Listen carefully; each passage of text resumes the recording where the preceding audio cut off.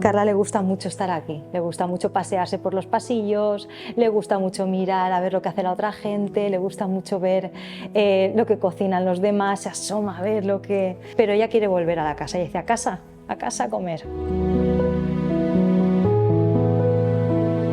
Yo soy Carolina y ella es Carla y nosotras venimos de un pueblecito de Alicante y bueno, pues Carla tiene muchas cosas y hemos venido siempre a Valencia a hacerles tratamientos. Siempre buscamos durante todo el año hacer sus tratamientos y después buscamos pues otras alternativas para su periodo de vacaciones. Para nosotros ha sido un alivio porque estos tratamientos son muy costosos y tener un sitio donde llegar, saber que hay más gente que puede relacionarte un poquito con el resto, que tienen después servicios como por ejemplo el Biopark, que a ella le gustan mucho los animales y este año hicimos uso.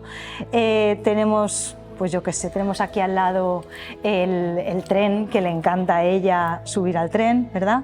¿Te gusta el tren, Carla? Sí.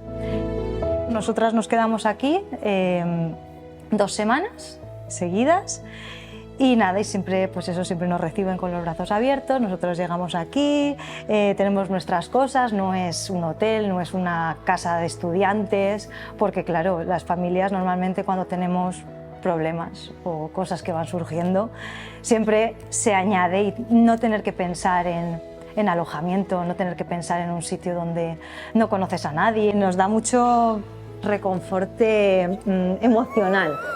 ¿Vale? Nos gusta llegar y que haya una persona, por ejemplo, que te diga mira, te he preparado, yo qué sé, lo que sea que he hecho, que eso siempre, muchas veces pasa. Mira, he hecho a mediodía pasta y os he guardado un poco porque sé que a Carla le gusta mucho la pasta.